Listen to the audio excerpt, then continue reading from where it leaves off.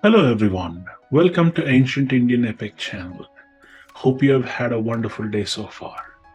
In the last episode, I spoke about great Indian epic Mahābhārata, its origins, and its author Vedavyasa.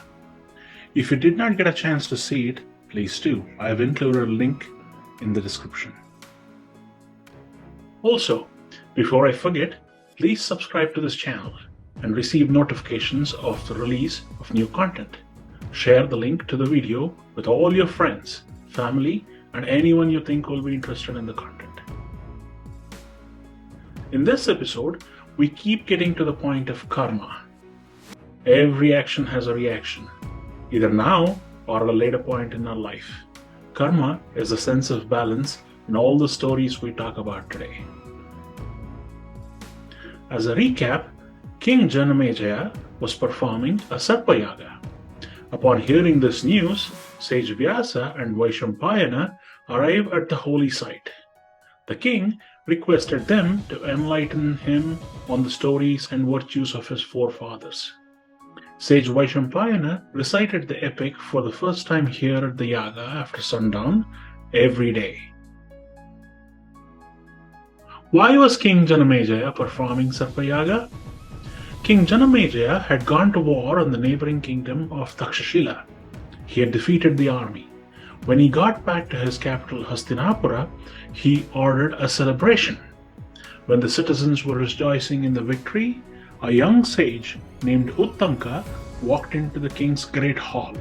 When the king welcomed him with both hands, he chided the king for not taking revenge for his father's death. Why did Uttanka provoke the king to kill all the snakes? Sage Veda had a Gurukula. He had many students who resided at this academy, and they all learned from this sage. One such student was Uttanka. He had learned a lot from Sage Veda. Once, when the sage had to leave the premises to perform rituals at the king's palace, he had asked Uttanka to take care of the academy.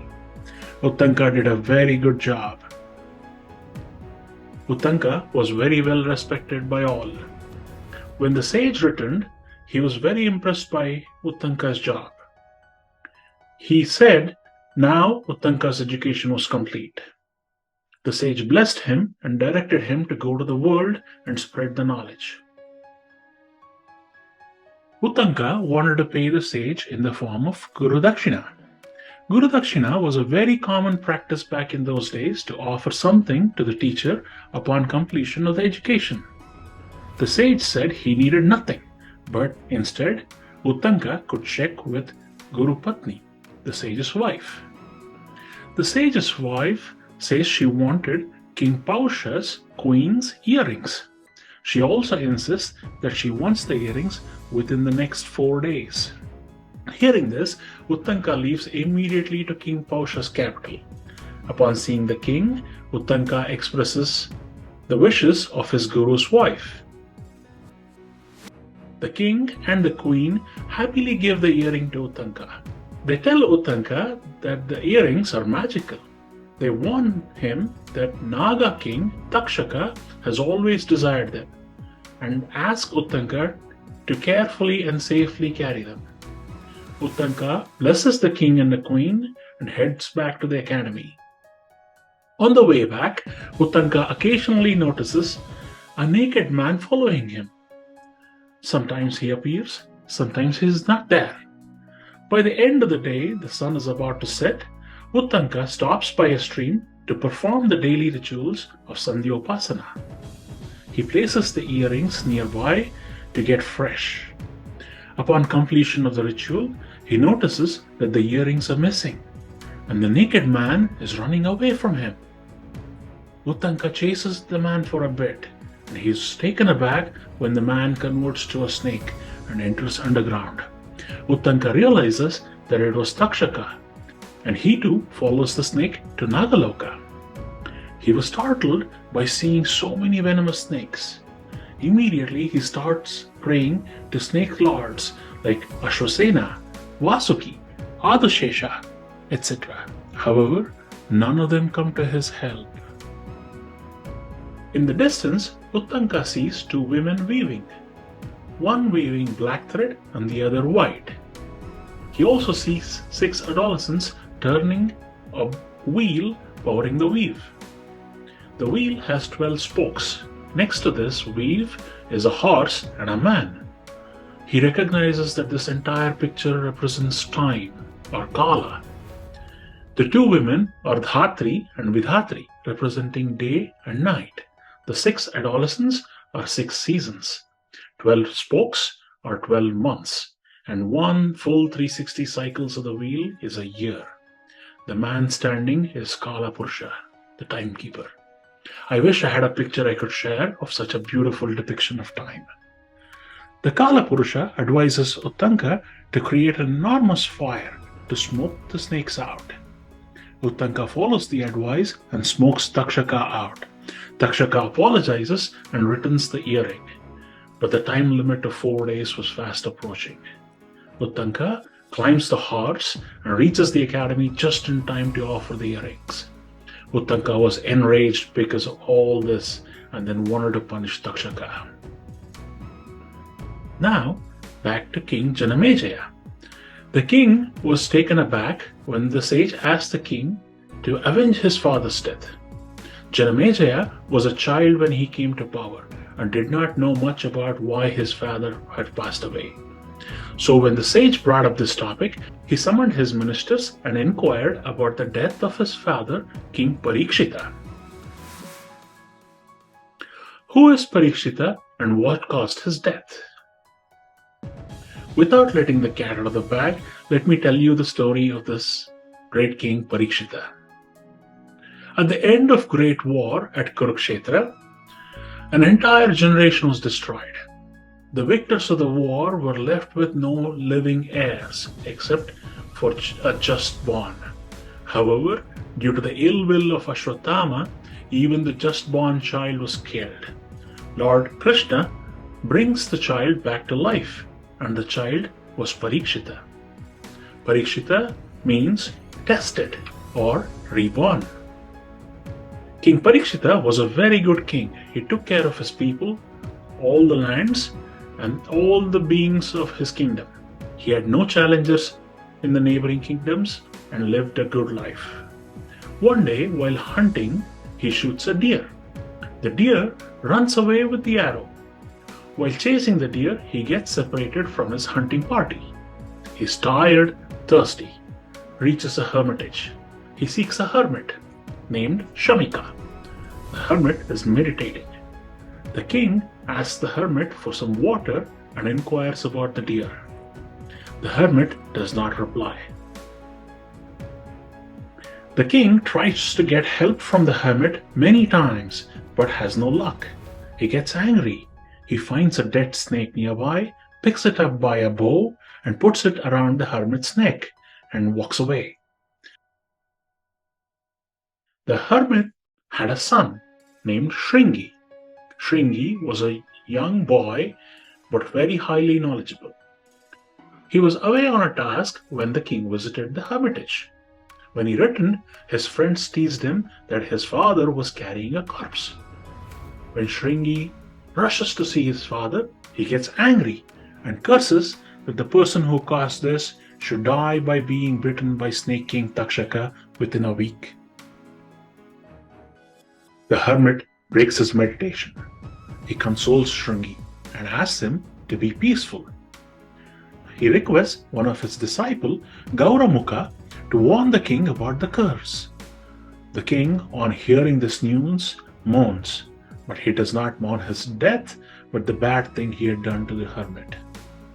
The king's men build a new building, an enormous hall supported by a single pillar, a huge barricade around that pillar, and an army to protect the king from the snake.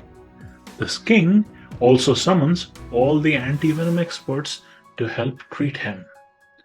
Several days pass, and the deadline of the week soon approaches. Takshaka, the Naga king, is trying to get close to the king, but he is unable to. He sees a Brahmana named Kashyapa walking very quickly towards the king. Takshaka asks Kashyapa where he is headed. Kashyapa says he is an anti-venom specialist and can bring anyone bitten by a snake back to life. He was hurrying in the name of Dharma and Artha to save the king. Takshaka says, "You can save any small snake bite, but not by me," and challenges Kashyapa. When Takshaka bites a tree, the tree burns and turns to ashes. However, Kashyapa saves the tree. Takshaka says he'll give twice the amount of king's reward and convinces Kashyapa that the king's time has come and no one can save him now. Kashyapa takes the money and goes away. Now, Takshaka asks his fellow snakes to dress up as sages and take some fruits and holy water to the king. When the sages reach the king, King Parēkshita receives them and takes the fruit from them to eat. On the fruit, Takshaka will be disguised as a small insect, and he bites Parēkshita to kill him. Now, King Janamejaya, hearing this story, questions if Takshaka is at fault at all. Takshaka was just doing his job as part of the curse. Uttanka convinces the king that Takshaka bribed the anti-venom expert and did not give King Parēkshita a fair chance. So, a sacred land was selected, measured, and protected against all the elements. The rituals begin. The sages, learned men, and all the citizens assemble to witness the event of sacrificing the snakes. As and when the sages chant the holy verses called mantra, the snakes come flying into the fire pit one after another. Such a sacrifice goes on for days from sunup to sundown. Many days pass and thousands of snakes are killed each day. Vasuki, one of the prominent snakes who assisted in the Samudra Matana in the Kruta Yuga, starts to worry about the race of snakes. If the yaga goes on as planned for 18 years, the whole species of snakes would perish from this earth. He requested his nephew, a small Brahmin boy, a Vatu, named Astika, for some help. Legend has it that Astika was born to a sage named Jaratkaru and a mother also named Jaratkaru. He was born on this earth to spread the word of peace and guide men on the path away from vengeance. Astika promises Vasuki that he would do his best and hurry towards the site of the yaga. Since Astika is a stranger to the land, he would not be permitted inside the Yagashala or to meet the king. So he starts to praise the king very loudly. He starts out by comparing the yaga to how Lord Brahma performed a yaga at Prayagraj and how this one is even better than that. Followed by that, he speaks about the 100 Ashwamedha yagas performed by Lord Indra. Upon hearing this, the king is impressed and invites the young boy inside to meet him. The king was pleased and wanted to reward young Astika. To the king's surprise, Astika asks for the yaga to be stopped. By this time, the sages would have chanted the mantra to invite Takshaka to the ritual for sacrifice. He would not have arrived. This would have caused distress to the sages at the yaga. Takshaka would have sought the protection of Lord Indra, causing the delay. So they invite Indra along with Takshaka to be sacrificed at the ritual. Unable to bear the pull of the powerful mantras, Lord Indra takes back his protection. Right then, Takshaka starts flying right into the fire. Just when Takshaka was about to drop into the fire, Astika utters the word Tishta Tishta to stop Takshaka right before he enters the fire. Now the king is at an impasse. He has promised a reward to Astika, but Takshaka is still alive. So he seeks advice from all the sages present and then halts the yaga. Takshaka's life was saved by a whisker. The king honors all sages, including Astika. Thus ends the Sarpa Yāga. Among many Hindus, it is believed that the snakes blessed Astika.